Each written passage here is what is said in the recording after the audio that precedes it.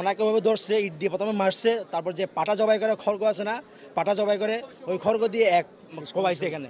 ওরা যে সত্যাযজ্ঞ চালিয়েছে আজকে আদালতের মতো সংবেদনশীল এরিয়ায়, আল্লাহর বিচার দিক, আল্লাহর ফসল।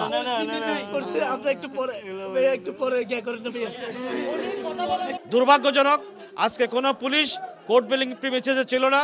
আজকে তারা কোর্ট বিল্ডিং এ না থাকা পুলিশ যেভাবে প্রাণ গেল আইনজীবী আলিফের, বলছেন সুজন ও সহপাঠীরা। তার সহপাঠীরা তাকে নিয়ে কি বলেন আজকে আমরা সেটাই দেখব। চলুন এখন আমরা বেশি দেরি না করে ভিডিওটি দেখে আসি। আলিফের স্বজনরা কি বলেন, চলুন এখন আমরা ভিডিওটি শুরু করে দেই।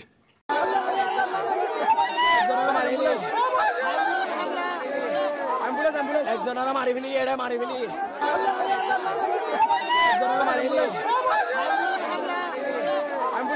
একজনের মারি ফেলি, এটা মারি ফেলি,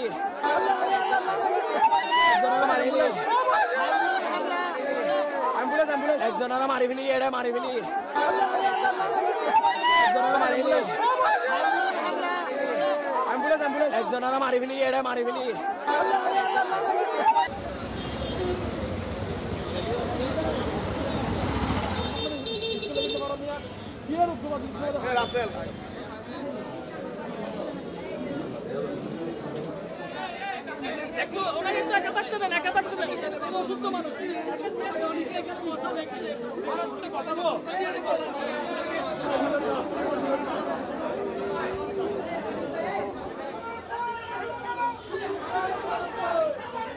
ওনাকে ওভাবে ধরছে, ইট দিয়ে প্রথমে মারছে, তারপর যে পাটা জবাই করে খড়গ আছে না, পাটা জবাই করে ওই খড়গ দিয়ে এক কোবাইছে এখানে।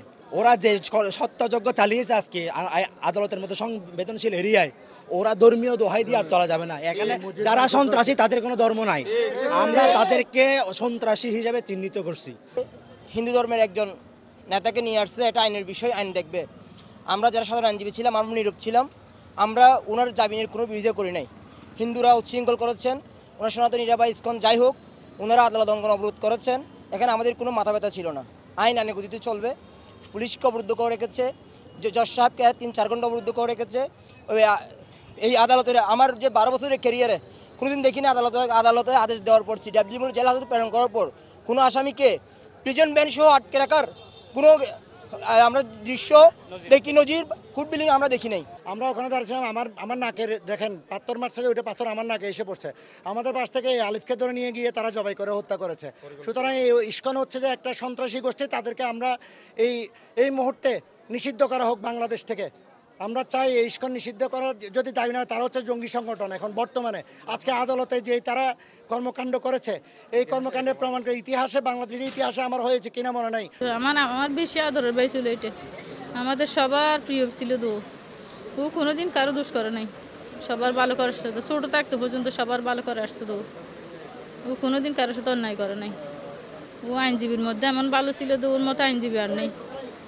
ও সবার ভালো চাইছে, কারো থেকে টাকাও নেয় নাই। ও বেশি দোয়া করছে ও সবাই ওকে।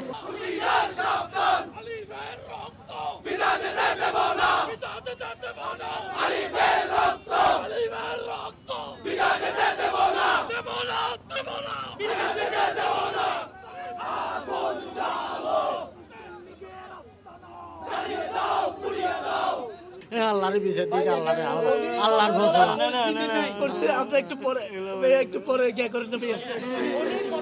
দুর্ভাগ্যজনক, আজকে কোনো পুলিশ কোর্ট বিল্ডিং প্রিমিসেসে ছিল না। আজকে তারা কোর্ট বিল্ডিং এ না থাকা পুলিশ না থাকার কারণে ইসকনের এই সন্ত্রাসীরা এই কর্মকাণ্ড করেছেন।